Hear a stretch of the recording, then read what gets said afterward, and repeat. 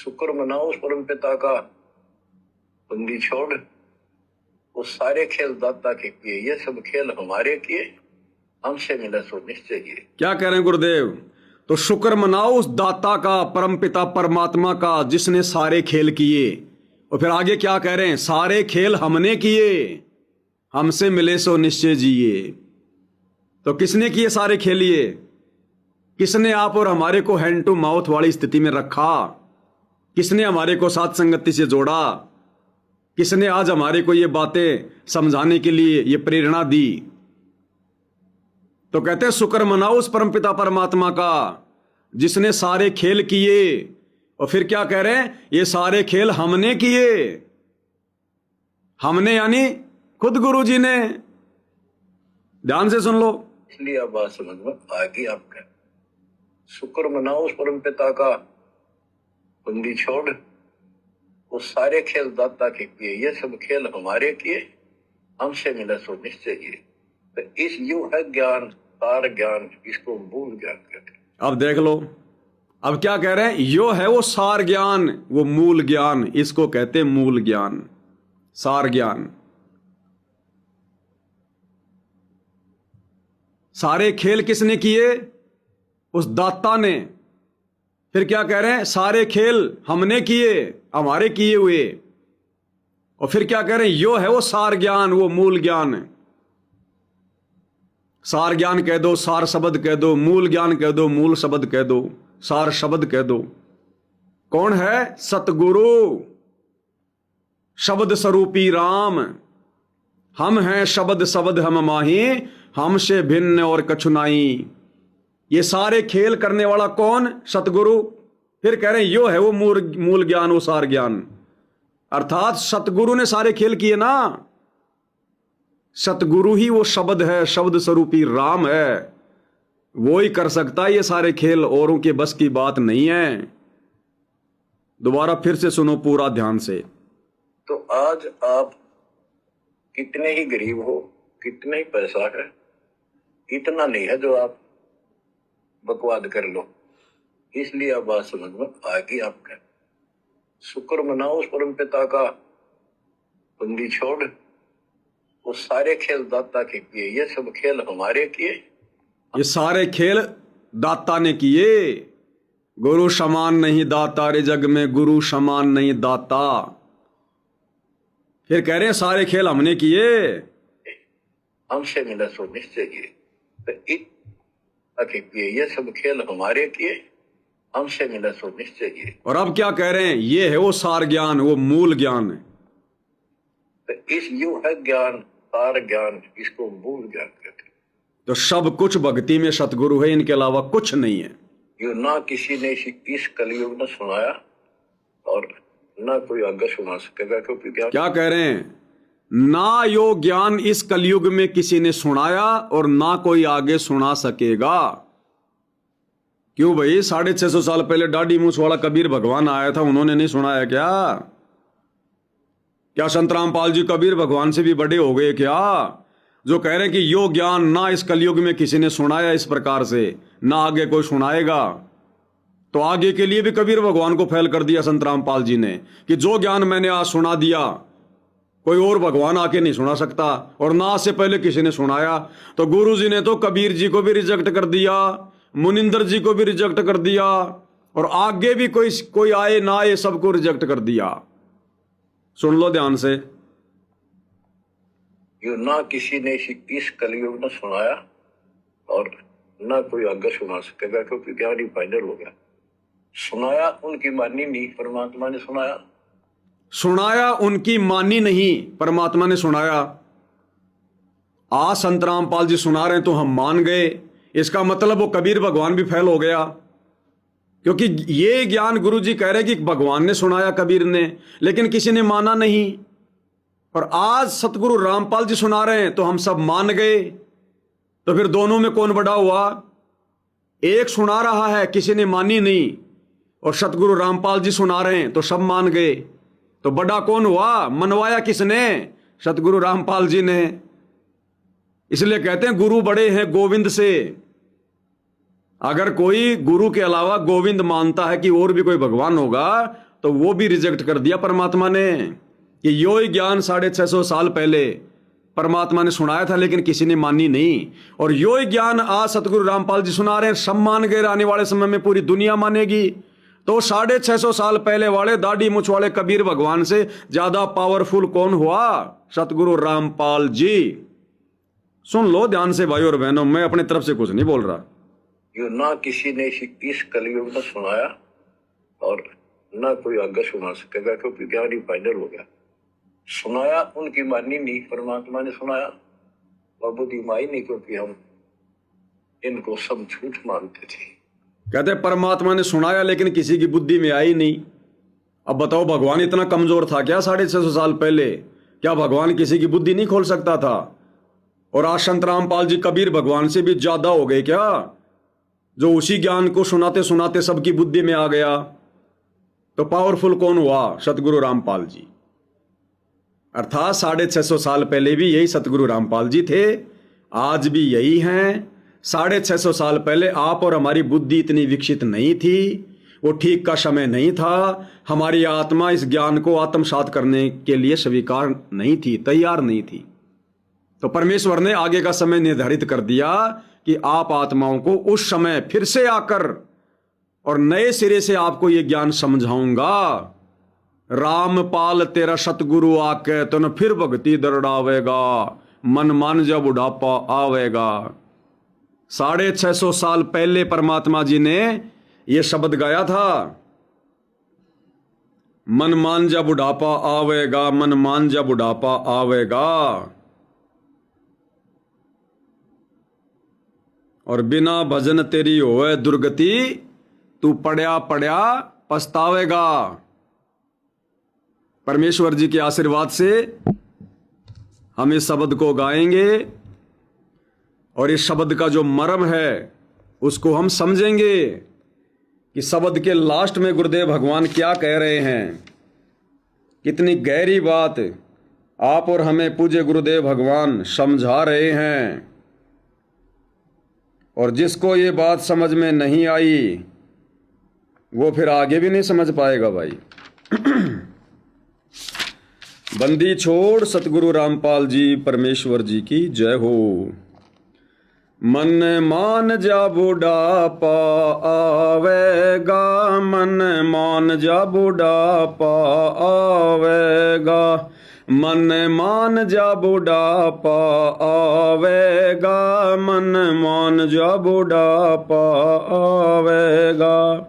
बिना भजन तेरी होवे दुर्गति, तू पड़या पड़या पछतावेगा, मन मान जा बुढ़ापा आवेगा, मन मान जा बुढ़ापा आवेगा।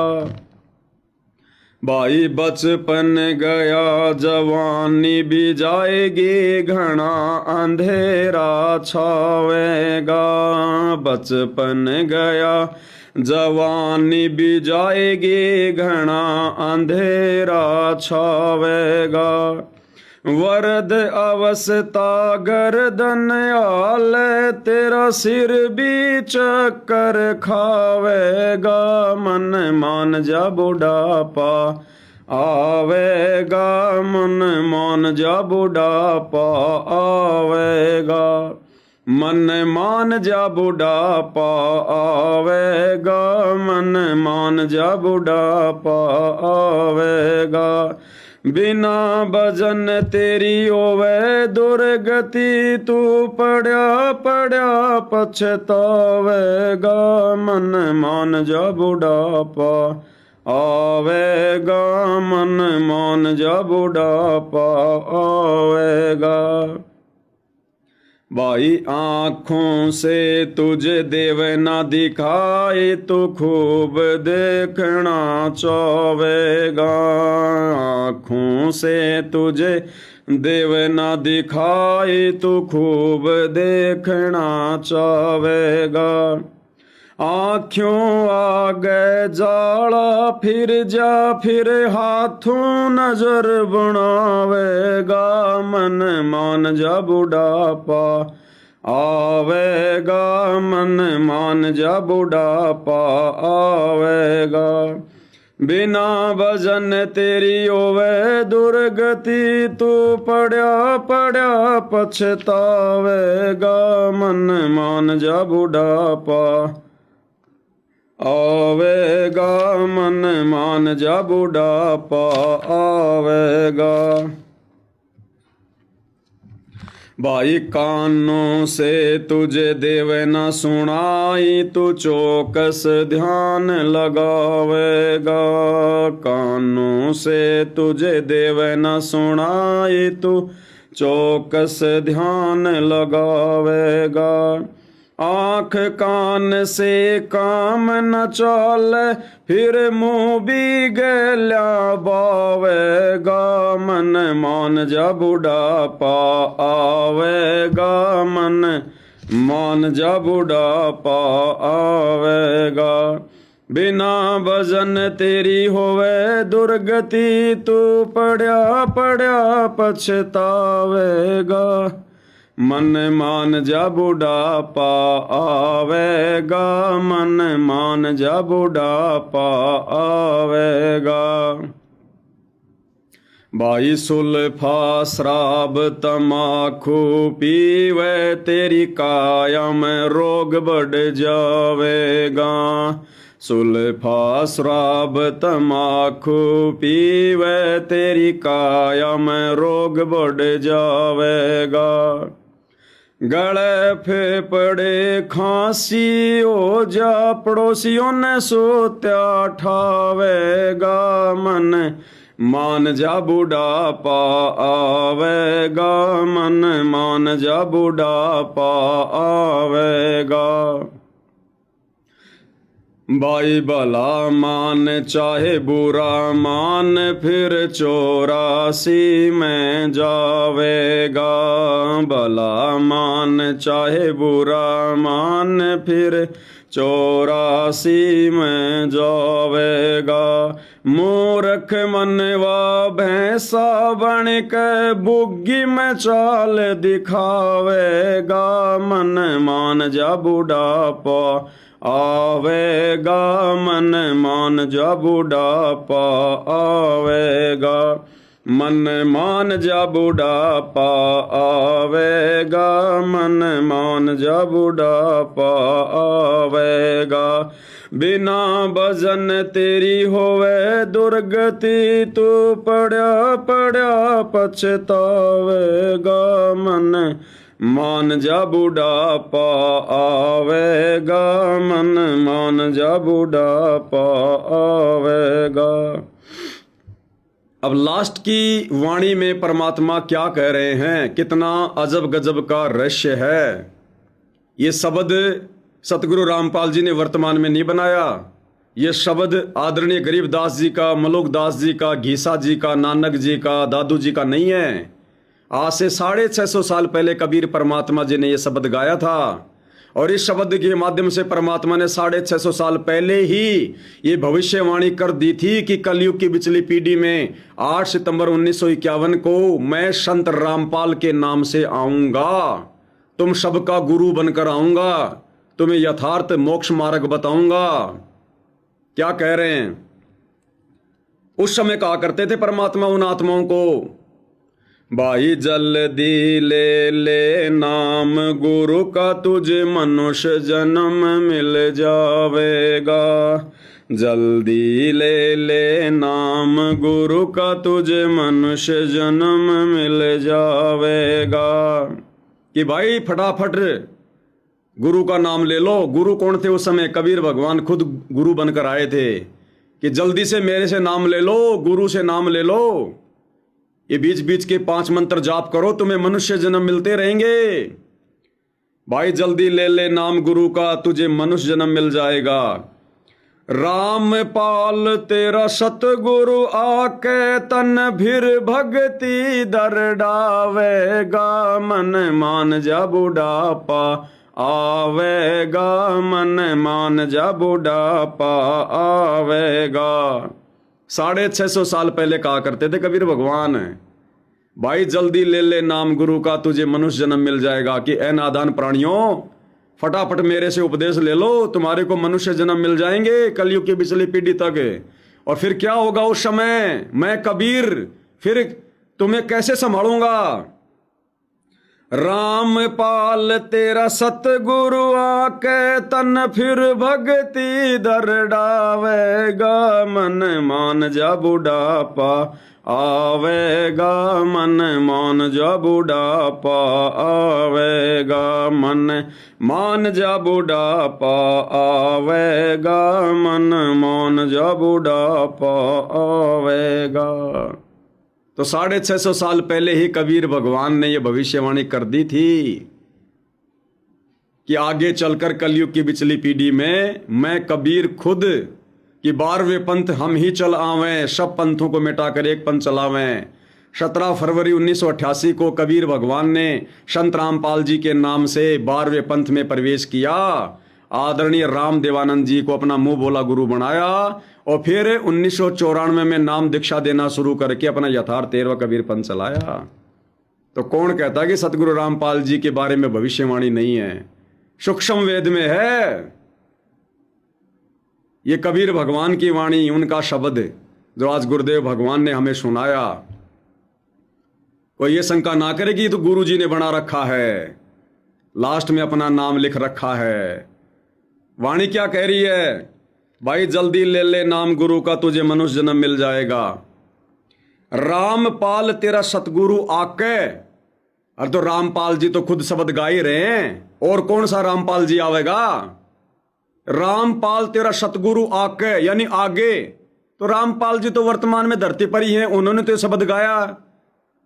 और कौन से रामपाल की तरफ संकेत कर रहे हैं भाई कि रामपाल तेरा सतगुरु आके तो न फिर भक्ति दृढ़ावेगा।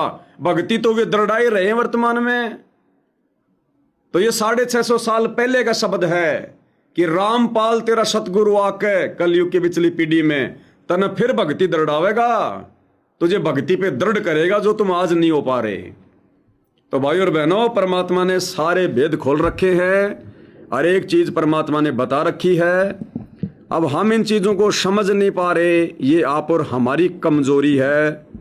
अब इस कमजोरी का तो भाई और बहनों अब क्या इलाज है? ये तो परमात्मा ही कुछ कर सकते हैं भाई, अगर उनसे प्रार्थना की जाए तो क्या कह रहे हैं गुरुदेव भगवान? अब आगे क्या कह रहे हैं परमात्मा? ध्यान से सुनो। अब पहले दास ने आपको सत ग्रंथों से ये स्पष्ट कर दिया कि कबीर साहब के अतिरिक्त नथिंग एल्स, कुछ भी नहीं है, कुछ भी कोई भी। क्या कह रहे हैं परमात्मा? कि पहले दास ने आपको सारे धर्म ग्रंथों से रूबरू कराया, परिचित करवाया, खोल खोल के दिखाए, आप दृढ़ हो गए। और अब कबीर साहिब के अलावा नथिंग एल्स, नथिंग एल्स का मतलब होता है इनके अलावा और कुछ नहीं। क्या कह रहे हैं? शब्दों पे ध्यान देना। कबीर साहिब के अलावा नथिंग एल्स, कुछ भी नहीं, कुछ भी, कोई भी। संत रामपाल जी कह रहे हैं कि कबीर जी के अलावा नथिंग एल्स, कुछ भी नहीं, कोई भी नहीं, कुछ भी नहीं। फिर छोड़ दो सतगुरु रामपाल जी को। जो लोग दाढ़ी मूछ वाली कबीर की नकली फोटो को ही कबीर मानते हैं, तो भाई फिर सतगुरु रामपाल जी तो कह रहे हैं कि कबीर साहिब के अलावा नथिंग एल्स, कुछ भी नहीं, कोई भी नहीं, कुछ भी नहीं। तो छोड़ दो फिर सतगुरु रामपाल जी को, जब कबीर के अलावा कुछ नहीं है। तो यदि तुम लोग सतलोक आश्रमों से जुड़े भाई बहन, यदि दाढ़ी मूछ वाली कबीर की फोटो को ही अगर तुम अपना भगवान मानते हो, तुम कबीर मानते हो, तो सतगुरु रामपाल जी तो स्पष्ट कर रहे हैं कि कबीर के अलावा नथिंग एल्स, कुछ भी नहीं, कोई भी नहीं। तो जब उनके अलावा कोई नहीं है और तुम्हारा कबीर दाढ़ी मूछ वाली फोटो है, तो छोड़ दो सतगुरु रामपाल जी को। एक सादे सब सदे, सब सादे सब जाए, माली सींचे मूल को फले फूले गाए। एक को पकड़ना पड़ेगा। जो तुम ये दो नावों की सवारी कर रहे हो ना, दाढ़ी मूछ वाली फोटो को भी भगवान मान लिया, संत रामपाल जी को भी भगवान कह रहे हो, ये दो नाव की सवारी है। गुरुदेव कह रहे हैं केवल एक, कबीर साहिब के अलावा नथिंग एल्स, और कोई नहीं, कुछ भी नहीं, कुछ नहीं। तो छोड़ दो सतगुरु रामपाल जी को, क्योंकि एक को पकड़ना पड़ेगा। लेकिन तुम नहीं छोड़ पाओगे, तुम दो नावों की सवारी करोगे। क्यों? क्योंकि तुम भक्ति पर दृढ़ नहीं हो। तुम्हें असल में कबीर कौन है अभी तक ये समझ में नहीं आ रहा, ये पहचान में नहीं आ रहा। तुम्हें पहचानने नहीं दिया जा रहा काल प्रेरणा से। तुम्हारे आगे पीछे चारों तरफ दाएं बाएं ऊपर नीचे काल के एजेंट खड़े हैं काल प्रेरणा से। तुम्हें नहीं समझने देंगे।